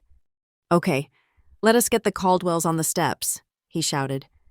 Mrs. Caldwell, top center, Brett, to her right, let us show strength and unity. Doreen looked radiant in a navy blue dress that projected authority. She was arranging her nieces and nephews like props, tilting heads and adjusting collars. When she saw me walking up the driveway, her smile didn't falter, but her eyes tightened. She clapped her hands for attention. The chatter on the lawn died down. Everyone, thank you for coming, Doreen announced, her voice projecting effortlessly. We wanted to take this moment, before we begin the difficult work of settling Frank's estate, to capture the family as it stands today. We are heartbroken, but we are united. She turned to me, the crowd parted, creating a corridor between us. I stopped 10 feet from the porch stairs. Mara, Doreen said, her tone dripping with performative kindness. I see you came to say goodbye. That is sweet. I came to see the photo, I said. My voice was steady. I was not shouting. I did not need to. Doreen sighed, a sound of long-suffering patience. Well, we are just about to shoot, as we discussed. Honey, this is for the immediate family, the blood relatives who will be managing the legacy. It would be best if you stood. Over there. She pointed to the far side of the lawn, near the garbage bins. You want to keep the frame clear, I said. We want to be accurate, Doreen said, her smile turning razor sharp. You do not belong in this picture, Mara. You know it. We know it. The law knows it. Please, step aside so we can move on. The photographer looked at me, waiting for me to move. Brett, standing behind his mother, crossed his arms and glared, daring me to make a scene. The neighbors watched, holding their breath. This was the moment of humiliation. This was where I was supposed to cry and run away. I nodded. You are right, Doreen, I said. I should not be in the photo. I took a step closer. I should be standing exactly where I am standing, I continued. Because according to the law, I am not a guest. I am the host. Doreen laughed. It was a nervous sound. What are you talking about? Has grief made you delusional? No, I said. Grief made me thorough. I reached into my bag. I did not pull out the original deed. That was too valuable to risk in a crowd. I pulled out the certified extract Owen's friend had rushed to us that morning. It was a thick document with a heavy, embossed gold seal from the county clerk's office. I held it up. The sun caught the gold foil, making it flash like a beacon. This is a certified transfer on death deed, I announced, raising my voice so Mrs. Gable could hear every syllable. Signed by Franklin Calder on October 15th, notarized, filed, and recorded with the county clerk. Doreen's face went gray. That is a lie. That is a forgery. Frank was incompetent. The filing date is 3 weeks before he died, I said, walking up the first step of the porch. And the deed states clearly that upon the moment of his death, the title of this property, including the house, the 13 acres of riverfront, and all standing structures, transferred immediately to the beneficiary. I looked at the paper, then at Doreen. The beneficiary is Mara Whitfield. A gasp rippled through the crowd. The photographer, to his credit, did not stop. Click, click, click. He was capturing the most genuine family moment in Caldwell history, the moment the dynasty crumbled. You are lying, Brett shouted. He broke formation, rushing down the steps toward me. Give me that. He reached for the papers, his hand a claw. Hey! The voice came from behind me. Noah stepped forward, his chest bumping into Brett's, stopping him cold. Noah was wearing a tactical vest filled with battery packs, and he looked imposing. I wouldn't do that, Noah said calmly. We have 3 cameras rolling right now, plus the drone overhead, and every document in her hand has already been scanned and uploaded to a secure server at a law firm in Richmond. Brett froze. He looked up and saw the drone hovering silently 20 feet above the driveway. He looked at the photographer, who was hurriedly checking his preview screen. This is a scam, Doreen shrieked. She abandoned her pose, stomping down the stairs to stand next to her son. She manipulated him. She used undue influence. Frank did not know what he was signing. Actually, Owen said, stepping up beside me. He opened his portfolio. I have the affidavit from the notary who witnessed the signing, and I have the video recording of the signing itself, where Frank clearly states his intent and identifies today's date and the current president. It is textbook competency. Owen handed a copy of the affidavit to the pastor standing in the front row. Feel free to verify the notary's license number, Reverend. Doreen looked at the crowd. She saw the shift. The neighbors weren't looking at her with sympathy anymore. They were looking at her with suspicion. She was losing the audience. She needed a pivot. She needed to make me the villain again. She looked at me, her eyes darting frantically. She stopped arguing about the paper. She realized she couldn't win a debate about filings and dates in the middle of a driveway. She needed something visceral, something that made me look like a criminal. You think a piece of paper makes you the owner? Doreen spat. You stole this house from underneath us, and I bet that is not all you stole. She turned to the crowd, pointing a shaking finger at me. She has been looting the place, Doreen yelled. For weeks, she knew Frank was dying, and she has been emptying the accounts and the valuables. That is why she wants the title, to cover her tracks. I haven't taken a thing, I said calmly. Liar, Doreen screamed. If you are so innocent, if you have nothing to hide, then prove it. She gestured wildly toward the front door. Open the safe, she commanded. Frank kept his personal ledgers and the family bonds in the wall safe in the study. If you are the owner, you should have the combination. Open it right now, in front of these witnesses. Let us see if the family legacy is still there, or if you have already pawned it. I stared at her. It was a trap, a vicious, brilliant trap. Doreen knew the safe was empty. She knew it because Brett had spent 4 hours last night drilling it open. I had heard the drill. I had seen the light in the window. She wanted me to open the safe in front of the town. When the door swung open and revealed an empty steel box, she would scream that I had robbed them. She would claim that the deed was just part of a larger scheme to plunder the estate. She would use the empty safe to file a police report for theft, get me arrested, and invalidate my credibility before the civil suit even started. Brett was grinning now. The color was coming back to his face. He knew the safe was empty too. He thought he had scrubbed it clean. Well, Brett taunted, you say it is your house. You say you have the keys. Open the damn safe. The crowd murmured. They loved a mystery. They wanted to see inside the vault. I looked at Owen. He gave me a barely perceptible nod. I looked at Noah. He checked the drone controller, ensuring the camera was focused on the study window on the second floor. Okay, I said. If that is what it takes to prove who I am. We will go up, Doreen said, her eyes gleaming with anticipation. Pastor, Mrs. Gable, you come too. We need independent witnesses. We marched into the house. The air inside was cool and still. We climbed the stairs in a procession, Doreen and Brett leading, me following, the witnesses trailing behind. We reached the study.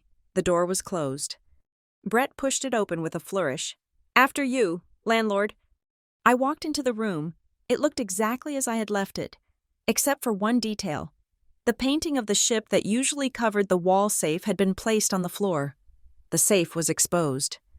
The dial looked intact. Brett must have been careful to drill the side mechanism or use a scope, keeping the faceplate looking normal so the theft would look like an inside job. Go ahead, Doreen said, crossing her arms. Open it. I walked to the safe. My heart was pounding, not because I was afraid of what was inside, but because I knew exactly what was about to happen. They were so confident.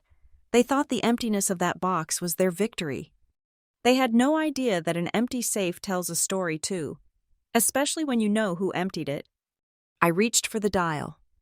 32, I said aloud, spinning the dial. 14, 8. I felt the tumblers click. Doreen and Brett leaned in, their faces hungry, ready to pounce the moment the light hit the bare metal shelf. I grabbed the handle. Let's see what is left of the family legacy, I said, and I pulled the heavy steel door open. The heavy steel door of the safe swung open with a groan that seemed to echo through the entire house. Doreen leaned forward, her eyes wide and predatory, expecting to see stacks of bonds, jewelry, or perhaps the disorganized piles of a senile man. Brett stood right behind her, a confident smirk plastered on his face. They were ready for the moment of vindication. They were ready to point at the mess and say that Frank had left nothing of value, or that I had already stolen it. But as the light from the hallway hit the interior of the safe, the smirk slid off Brett's face like sludge. The safe was empty. It was not just tidy, it was barren. There was nothing inside but a thin layer of gray dust on the metal shelf. No papers, no cash, no jewelry boxes. It was a metal void. The silence in the room was absolute.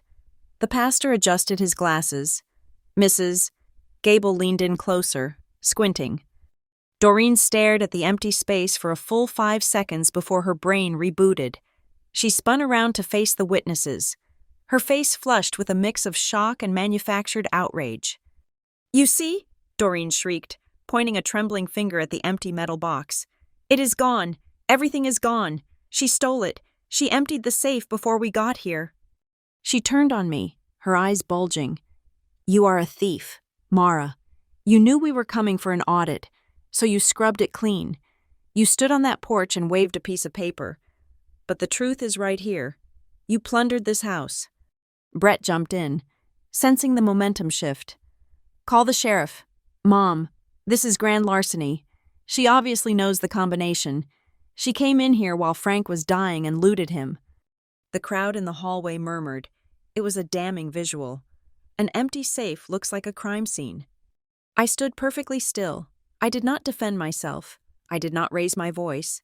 I just looked at the empty box, and then I looked at Brett. "You are right, Doreen," I said calmly. "The safe is empty, which is very interesting." "It is criminal," Doreen spat. "It is certainly evidence of a crime," I agreed. "Because, as you pointed out, I do not live here right now. I have not stayed in this house since the funeral, and yet, that safe is empty." I turned to the witnesses. "If I had the deed," I said, my voice clear and logical, "why would I steal the other papers? Why would I leave the safe looking like this? An empty safe implies that someone wanted to remove something specific and panicked, taking everything to be sure." "Stop trying to spin this," Brett growled, stepping toward me. "You are the only one with the motive." "Am I?" I asked. I looked at Noah, who was standing by the doorframe. He was holding his phone, which was connected wirelessly to the high-end Bluetooth speaker system Frank had installed in the study for listening to jazz. "Noah," I said, "please play the file from 11 hours ago." Noah tapped his screen. The sound that filled the room was crystal clear.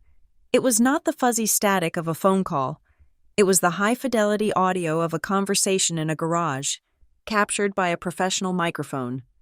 Crack, whir, the sound of a drill. Then, Brett's voice, unmistakable and arrogant. "I will handle the safe tonight. Mom, I'm going to drill it. If there is anything else inside, it goes in the fire with this batch." The color drained from Brett's face so fast he looked like a corpse. Then, Doreen's voice, smooth and cold. "Good. Make sure it is clean. I want that safe empty when the appraiser comes on Monday." Doreen gasped, her hand flying to her throat. The pastor looked at her with horror. "Mrs. Gable's mouth dropped open. The recording continued. My voice asked, "So you are stealing it? You are admitting that without your interference, Frank gave it to me." And then, the death blow. Doreen's voice again, loud and imperious. "I am saying that this house belonged to us from the moment Frank got sick. It belonged to us before you even appeared on the doorstep as a dirty little orphan. We just had to wait for him to stop breathing to claim it." Noah cut the audio. The silence that followed was heavy, suffocating. It was the sound of a reputation dying in real time. "That is a fake," Doreen whispered, but her voice lacked any power. She looked around the room, seeing the condemnation in the eyes of her neighbors. "That is AI. That is a trick.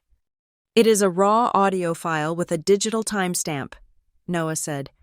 Recorded last night at 10:45 p.m. in the garage. You drilled the safe, Brett, I said, looking at my cousin. You spent half the night breaking into a box because you thought the deed was inside, and when you found it empty, or full of things you didn't like, you cleared it out to frame me. I didn't take anything, Brett shouted, his voice cracking. It was already empty. I drilled it for nothing. So you admit you drilled it, Owen interjected smoothly, which is breaking and entering, as well as attempted destruction of evidence. Doreen turned on her son. The panic had set in, and with it, the survival instinct of a rat on a sinking ship. You idiot, she hissed at Brett. I told you to be discreet. I told you to handle it quietly. You told me to burn it, Brett yelled back, pointing at her. Do not put this on me. You are the one who said the house was ours. You are the one who hired the doctor to drug him. Shut up, Doreen screamed. Shut up, you fool! The witnesses were backing away. Phones out, recording the meltdown. The united family Doreen had tried so hard to project was tearing itself apart in front of the very audience she had assembled. It does not matter, Doreen said, trying to regain some shred of composure. She straightened her spine, though her hands were shaking violently. Even if the safe is empty, even if Brett was foolish, you still do not have the original deed. Mara, you have a copy, and without the original, it is just hearsay. The house goes to probate, and we will fight you for every inch of it. Actually, Owen said. He stepped forward, placing his briefcase on Frank's desk. Mrs. Caldwell, you seem to be operating under a misunderstanding of how the law works, Owen said. You assumed the deed was in the safe. That is why you had Brett drill it. You thought if you destroyed the paper in this house, you destroyed the claim. Owen opened the briefcase and pulled out a single, pristine document in a blue legal folder. But Frank knew you, Owen said. He knew you would come for the safe. He knew you would come for the files. That is why the document in the safe was never the real one. He held up the folder. This is the confirmation of receipt from the county clerk's secure archive, Owen announced. Frank filed the original transfer on death deed in person. 30 days ago. It is not in this house. It is in a fireproof, government-guarded vault in the basement of the courthouse. You cannot drill it. You cannot burn it. And you certainly cannot steal it. Doreen stared at the paper. Her knees seemed to buckle slightly. And here is the most important part, I said, stepping forward with the certified extract I had shown on the porch. I opened it to the final page. Clause 7, I read. This transfer of title is absolute and immediate upon the death of the grantor. It is not subject to probate. It is not subject to family consent. It supersedes any prior wills or claims. I looked up from the paper. I looked Doreen in the eye. The moment Frank's heart stopped, I said, This house became mine. You have been trespassing for 3 days. Doreen looked at the walls. She looked at the view of the river out the window. The $4 million view she had killed for. She looked at the neighbors who were now whispering and shaking their heads. She realized then that the trap had snapped shut. She had invited the town to witness her victory, and instead, they had witnessed her confession. She had staged a photo to prove she belonged, and instead, she had proven she was a criminal. This is not right, Doreen whispered, tears of rage leaking from her eyes. You are an outsider. You are nothing. I am the owner, I said. I turned to the door. Owen, I said, please ask the sheriff to come up. I believe we have a case of burglary and elder abuse to report. Already on the line, Owen said, holding up his phone. Brett slumped against the wall, burying his face in his hands. Doreen stood alone in the center of the room, a queen without a kingdom, surrounded by the wreckage of her own greed. I walked over to the wall where the family photo had hung, the one Frank had kept of us. I picked it up from the desk where I had left it the night I found the key. I hung it back on the hook, straightening it carefully. Then I turned back to my aunt. You wanted a family photo. Doreen, I said, You wanted to make sure everyone knew who belonged in this house and who didn't. I gestured to the door. You can crop me out of the photo, I said, my voice hard and final. But you cannot crop me out of the deed, and from this second forward, you have only one choice. I pointed down the stairs. Get out of my house! Doreen looked at me one last time. She opened her mouth to speak, to threaten, to manipulate, but nothing came out. She saw the drone hovering outside the window. She saw the phones pointed at her. She saw the end. She turned and walked out the door, her heels clicking on the hardwood, a sound of retreat that was sweeter than any music. I walked to the window and watched them go. I saw Doreen and Brett hurrying down the driveway, shielding their faces from the cameras, leaving the property they had tried to steal. I did not step out onto the balcony to join the picture. I stayed inside, in Frank's study, surrounded by the smell of his pipe tobacco and the silence of a home that was finally, truly safe. I didn't need to be in the frame. I owned the view. Thank you so much for listening to this story. I would love to know where you are tuning in from. So please drop a comment below and let me know your location and what you thought of Mara's Revenge. If you enjoyed this story, please subscribe to the Lila Revenge Stories channel, like this video, and hit that hype button so we can share this journey with even more people.